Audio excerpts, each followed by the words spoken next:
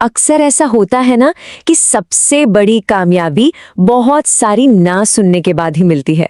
तो आज हम एक ऐसी ही कहानी पर बात करने वाले हैं, एक ऐसी ना की कहानी जिसने सक्सेस का मतलब ही बदल कर रख दिया।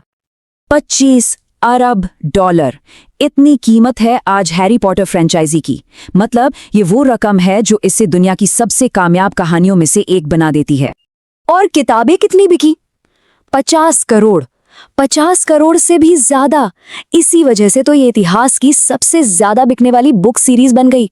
सोचिए, एक ऐसी कामयाबी जहां पहुंचना लगभग नामुमकिन सा लगता है। लेकिन इस हैरान कर देने वाली कामयाबी के पीछे की असलियत क्या है? क्या ये जो चमक दमक दिखती है बस यही पूरी कहानी है, या फिर इस चमक के पीछे एक संघर्ष की कहानी भी छिपी है जिसे ज्यादातर लोग नहीं जानते? तो चलिए कहानी की एकदम शुरुआत में चलते हैं, उस वक्त में जब ना कोई शोहरत थी ना कोई दौलत, बस एक सपना था और उसे पूरा करने का एक जुनून। बात है 1996 की। J.K. रॉलिंग, एक सिंगल मदर जो सरकारी मदद के सहारे जी रही थी, डिप्रेशन से भी जूझ रही थी, और पता है, अपने घर की हीटिंग का बिल बचाने के लिए वो कैफे में बैठकर अपनी किताब लिखा करती थी। हालात बहुत ही ज्यादा मुश्किल थी। जब किताब पूरी हुई तो उन्होंने इसे 12 अलग अलग पब्लिशर्स को भेजा, और जवाब क्या मिला?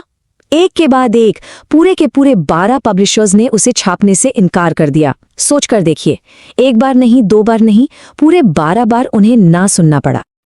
और उनमें से एक पब्लिशर ने तो हद ही कर दी। उन्होंने लिखा, बच्चों की किताबों से पैसे नहीं बनते, जाकर कोई असली नौकरी ढूंढो।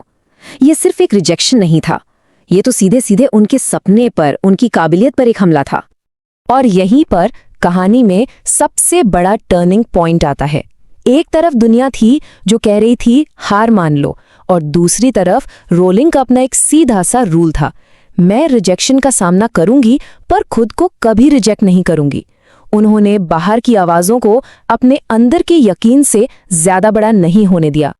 तो अब देखते हैं कि कैसे एक छोटी सी घटना, जो किस्मत का खेल भी कह सकते हैं, उसने सब कुछ पलट कर रख दिया और एक नया इतिहास लिख दिया।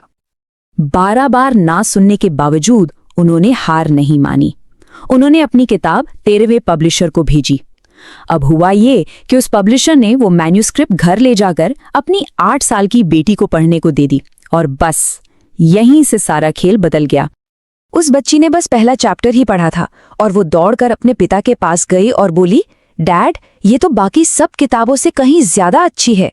सोचिए, एक 8 साल की बच्ची की ईमानदार राय ने वो कर दिखाया जो 12 बड़े बड़े एक्सपर्ट्स नहीं देख पाए। और फिर क्या था, डील फाइनल हो गई। तो जाहिर है ये कहानी सिर्फ एक किताब की नहीं है, ये कहानी है हिम्मत की, और ये हमें सक्सेस के बारे में एक बहुत बड़ा सबक सिखाती है। जरा सोचिए, जिन 12 पब्लिशर्स ने ना कहा था, आज उनका नाम तक कोई नहीं जानता, लेकिन वो एक पब्लिशर जिसने हाँ कहा, उसने लिटरेचर के दुनिया का इतिहास ही बदल दिया। उन 12 का कल्चरल इम्पैक्ट 0, और उस एक हाँ का उसने पूरी दुनिया बदल दी। तो ये कहानी हमें सक्सेस की एक नई डेफिनेशन देती है कि सक्सेस का मतलब ना से बचना नहीं है, बल्कि सक्सेस का मतलब है लगातार ना को झेलते रहना जब तक वो एक हाँ ना मिल जाए। किसी और की ना किसी की कीमत तय नहीं कर सकती। कौन हमें रिजेक्ट कर रहा है, इससे हमारी काबिलियत तय नहीं होती। असली कीमत तो इस बात से तय होती है कि आप कितनी देर तक टिके रहते हैं, मैदान छोड़ते नहीं हैं, बस लगे रहना, कोशिश करते रहना, यही सबसे ज्यादा मायने रखता है। तो आखिर में एक सवाल छोड़ जाते हैं। ये कहानी हमें ये सिखाती है कि हर ना असल में हमें हमारी मंजिल के एक कदम और पास ले जाती है। तो सवाल ये नहीं है कि ना मिलेगी या नहीं, वो तो मिलेगी ही। असली सवाल ये है कि अपनी मंजिल तक पहुंचने के लिए अगली ना सुनने की हिम्मत किसमें है।